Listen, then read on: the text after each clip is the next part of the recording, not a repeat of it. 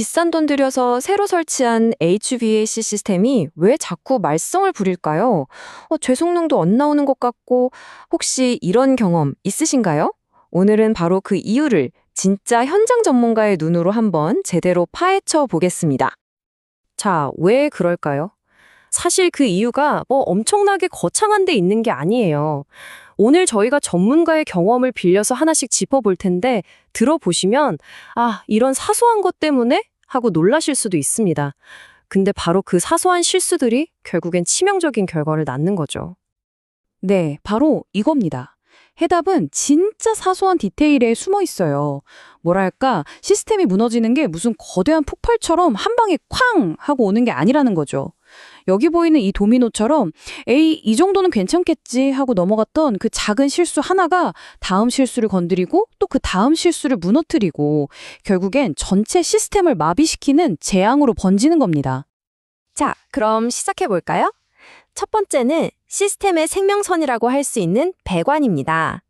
이 배관에서 자주 저지르는 실수 세 가지가 있는데 이게 어떻게 전체 시스템을 위험에 빠뜨리는지 지금부터 한번 짚어보겠습니다. 첫 번째 포인트, 바로 안전 밸브의 위치입니다. 이게 정말 결정적인 선택이 될 수 있어요. 보통 도면을 보면 압력을 낮춰주는 감압 밸브, 그러니까 PRV 뒤에 설치하거든요. 근데 여기서 문제가 생깁니다. 만약에 이 감압 밸브가 고장났다고 생각해 보세요. 그럼 어떻게 해야 할까요? 당연히 비상용 바이패스 배관을 써야겠죠.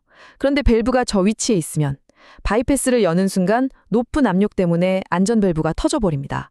결국 비상 운전 자체가 아예 불가능해지는 거죠. 그래서 전문가들은 이 밸브를 1차 측, 그러니까 감압 밸브 앞에 설치하라고 권장하는 겁니다. 그렇게 하면 바이패스를 써도 안전 밸브가 터질 일이 없으니까요. 보세요. 이 밸브 위치라는 정말 사소한 차이 하나가 진짜 위급한 순간에 시스템을 살리느냐 아니면 그냥 속수무책으로 멈추게 하느냐를 결정하는 겁니다. 비상 상황을 고려한 설계, 이게 정말 중요한 거죠. 자, 두 번째로 넘어가죠. 신축 이음 장치입니다. 이거 현장에서 정말 단골로 실수하는 부분이에요. 지금부터 말씀드릴 세 가지? 이거 제대로 확인 안 하면요. 미래의 고장을 그냥 예약해두는 거나 마찬가지입니다. 첫 번째 체크포인트, 바로 설치 시점의 온도입니다. 전문가의 말을 빌리자면 겨울 영하 10도에 설치한 거랑 여름 30도에 설치한 건 완전히 다른 물건이다. 이 말이에요. 왜냐하면 배관은 온도에 따라 늘어나거나 줄어들잖아요. 그러니까 어느 지점에서 시작하느냐가 너무 중요한 거죠. 이걸 계산에 넣지 않으면 처음부터 잘못된 겁니다. 두 번째는 초기 위치, 그러니까 사전 설정을 확인하는 겁니다.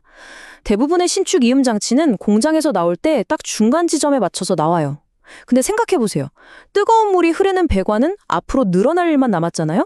그럼 이 장치는 용수철처럼 최대한 수축된 상태에서 설치를 시작해야 늘어나는 배관을 다 받아줄 수 있겠죠? 이걸 확인 안 하고 그냥 설치하면 제 성능의 절반을 그냥 버리는 셈입니다.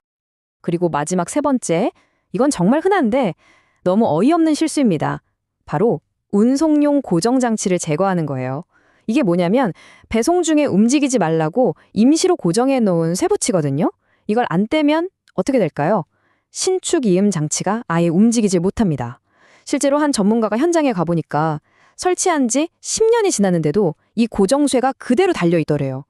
그러니까 10년 동안 그냥 비싼 쇳덩어리 하나가 달려있었던 거죠. 황당하죠? 자, 지금까지 배관 얘기를 해봤고요. 이제는 그 배관이 연결되는 장비 쪽으로 넘어가 보겠습니다. 여기서 하는 간단한 실수들은요, 정말 비싼 대가를 치르게 될 수도 있습니다. 이것도 정말 고전적인 실수 중 하나인데요. 바로 방진 스프링입니다. 이게 배송될 때는 편의상 완전히 펴진 상태로 와요. 그럼 현장에서 어떻게 해야 할까요? 배관 무게를 딱 받쳐줄 만큼 스프링을 조여서 세팅을 해줘야 합니다. 근데 이 작업을 안 하는 경우가 너무 많아요. 그럼 이 스프링은 진동을 잡는 게 아니라 말 그대로 그냥 비싼 배관 받침대 역할만 하고 있는 겁니다. 그 경과는 정말 심각할 수 있습니다. 스프링이 제 역할을 못하니까 배관의 모든 무게와 진동이 어디로 갈까요? 엉뚱하게도 배관을 벽에 고정시키는 저 앵커로 전부 쏠리는 겁니다. 그럼 결국 앵커가 그 하중을 못 버티고 파손되겠죠. 최악의 경우 배관 전체가 무너지는 대형 사고로 이어질 수도 있습니다. 이번에는 증기 시스템 이야기인데요. 여기서 정말 작지만 결정적인 역할을 하는 부품이 하나 있습니다. 그런데 너무 작아서 그런지 가장 쉽게 잊히는 부품이기도 하죠. 바로 진공 방지기입니다. 이게 어떻게 코일을 망가뜨리는지 그 과정을 한번 볼게요. 자, 먼저 제어 밸브가 닫히면 코일 안에 있던 증기가 식어서 물로 변하겠죠? 이때 부피가 무려 1700분의 1로 줄어듭니다. 엄청난 진공 상태가 되는 거예요. 이 진공의 힘 때문에 안에 고인 물이 밖으로 빠져나가지 못합니다. 그러다 겨울이 돼서 이 갇힌 물이 얼어버리면 그대로 코일이 터져버리는 겁니다. 수백만 원짜리 장비가요? 근데 이 모든 재앙에 단돈 몇천 원짜리 이 진공 방지기 하나가 없어서 벌어진다는 사실, 정말 아이러니하지 않나요?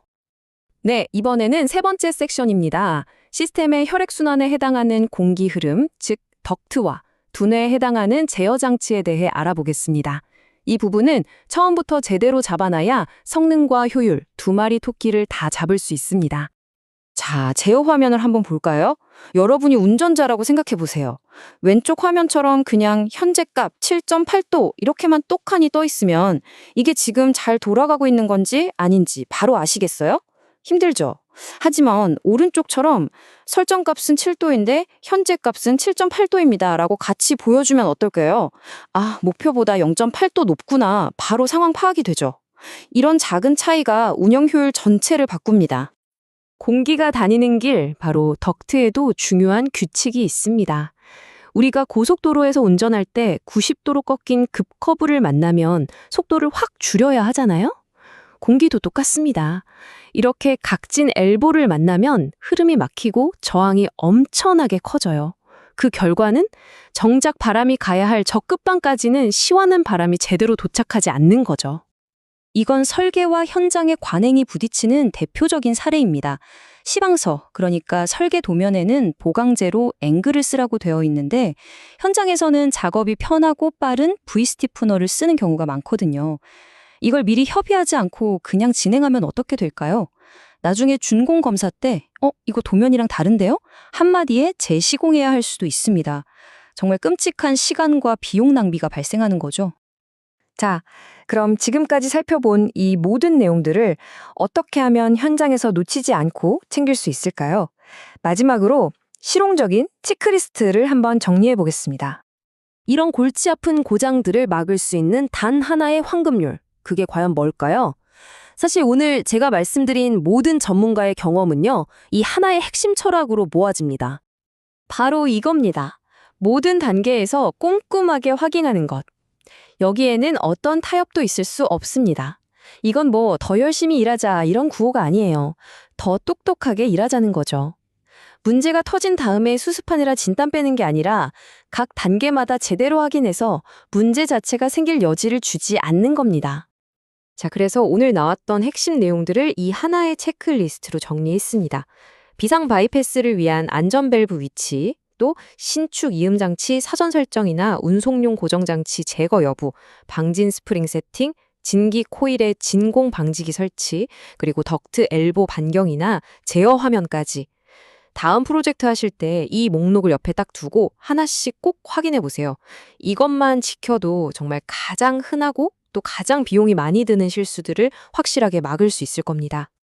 마지막으로 이 질문을 한번 던져보고 싶습니다. 지금 여러분이 만들고 있는 시스템은 과연 오래 쓰기 위해 만들어지고 있습니까? 아니면 나중에 수리하기 위해 만들어지고 있습니까?